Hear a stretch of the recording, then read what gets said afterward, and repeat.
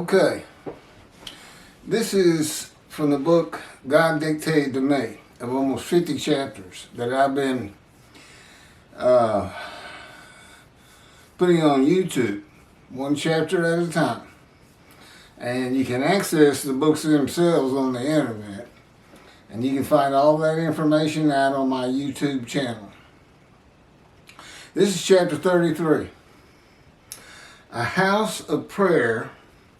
And this was dictated to me by God as He dictated the Torah to Moses. He's back. This is the day of the Lord. I know your rabbis don't teach it. They talk about a Messianic era and this and that. But the fact is, Jeremiah tells you when that day is. When the land blooms again. The ruined cities restored and Jerusalem rebuilt.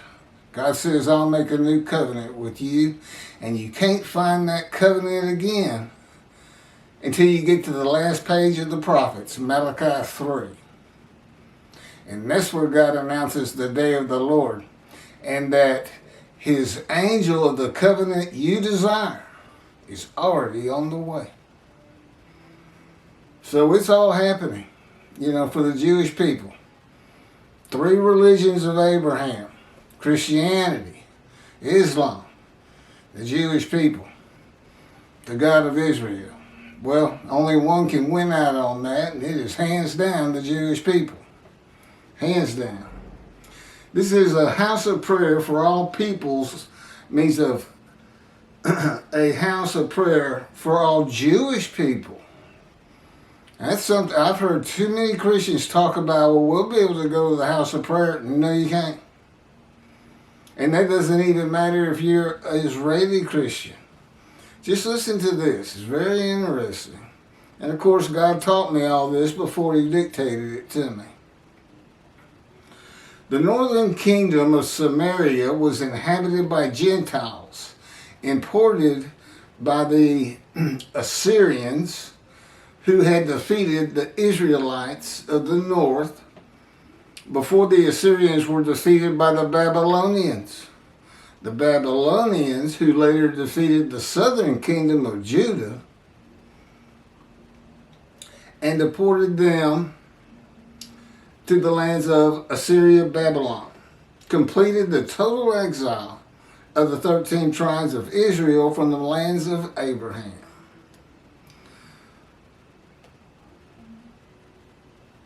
This is 2 Kings, chapter 17, verses 5 through 6. Then the king of Assyria marched against the whole land. He came to Samaria and besieged it for 3 years. Samaria is the northern kingdom, also sometimes called Israel, sometimes Ephraim. And besieged it for 3 years. In the 9th year of Hoshea, the king of Assyria captured Samaria. He deported the Israelites to Assyria and settled them in Halah, at the river Habor, at the River Gozan, and in the towns of Media. The king of Assyria brought people from Babylon, Cuthah, Avva, Hamath, and Sepharvaim, and he settled them in the towns of Samaria. Deported Israelites, imported Gentiles to the northern kingdom. Settled them in the towns of Samaria in place of the Israelites. They took possession of Samaria and dwelt in its towns. This is 2 Kings chapter 17, verses 32 through 35. They worshiped the Lord. That would be the God of Israel, the Lord. But they also appointed from their own ranks priests of the shrines who officiated for them in the cult places. They worshiped the Lord while serving their own gods, according to the practices of the nations from which they had been deported. To this day, they followed their former practice. They do not worship the Lord properly. They do not follow the laws and practices, the teachings and instruction that the Lord enjoined upon the descendants of Jacob, who was given the name Israel, with whom he made a covenant, and whom he commanded, you shall worship no other gods. You shall not bow down to them, nor serve them, nor sacrifice to them. God said, as the foreigners who attach themselves to the Lord to minister to him and to love the name of the Lord, to be his servants, all will keep the Sabbath and do not profane it, and who hold fast to my covenant. That's the covenant between God and the Israelites, the Jewish people.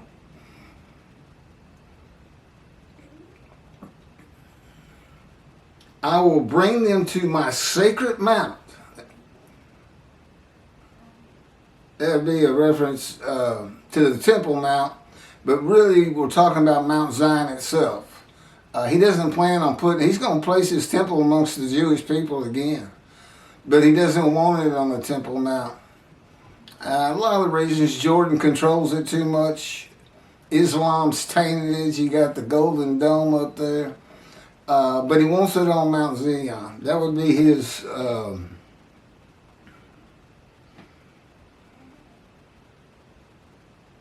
where he wants the temple to be.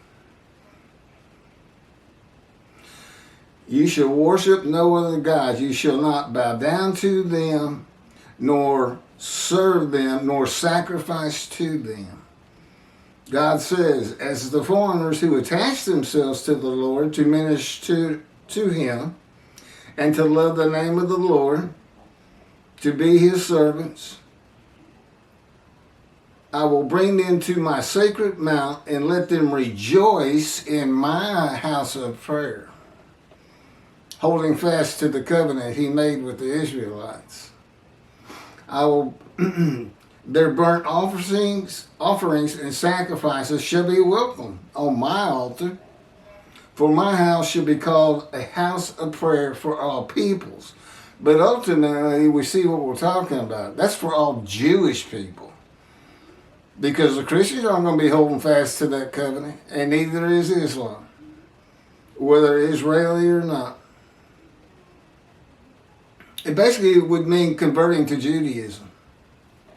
If you wanted to go into God's house of prayer, which would be his temple, his house. In Judaism today, this would mean converting to Judaism, applied to foreigners, including Christian Israelis and Muslim Israelis. If they want to enter the third temple, they must hold fast to God's covenant with the Jewish people. They must follow the laws and practices, the teachings and instruction that the Lord enjoined upon them, upon the descendants of Jacob. That was through Moses, who was given the name Israel, with whom he made the covenant. A house of prayer for all peoples means a house of prayer for all Jewish people who are people from the nations of the earth. God knew they would be defeated, deported, and dispersed throughout the world, and they were. This was a part of God's plan when he formed Israel for the new heaven he was creating. He chose them and the land for them and had the Hebrew Bible written at his command and direction. That's the entire Bible. That's not just the Torah. He had a man write every one of the chapters, some man, one or another. Isaiah, you're supposed to look at it and just go, well, Isaiah wrote Isaiah. Malachi wrote Malachi. Moses wrote the Torah, of course. Because, no, it'd be too hard to have the information that comes together between Isaiah 11 and 53, Jeremiah 31, Ezekiel, and Malachi 3 to discover when God's going to be here to give the new covenant. And who he's going to give it to to convey to the Jewish people. His prophet like Moses, he mentions in the Torah. He's got to have a guy.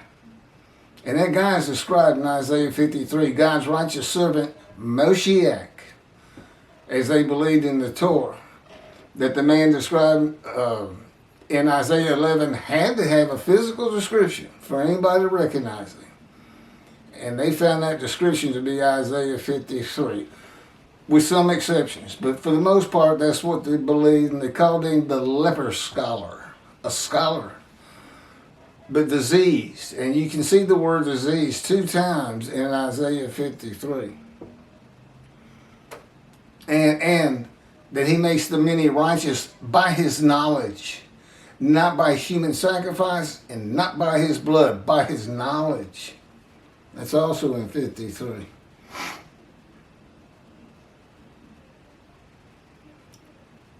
So he had the entire Hebrew Bible written at his command and direction through his anointed ones and his prophets. God is creating a new heaven of the spirits and souls of the Jewish people for the name of Israel to endure. And this is in the Hebrew Bible. What are you doing, God? I'm making a new world and a new heaven. Well, what's new about the heaven? It's going to be filled with the angels Israel.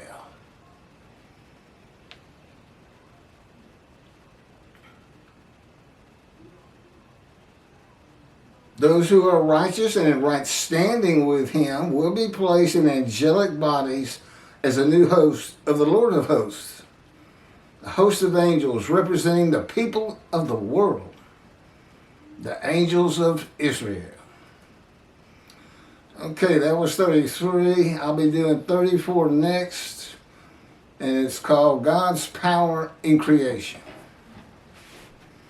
Thank you for watching.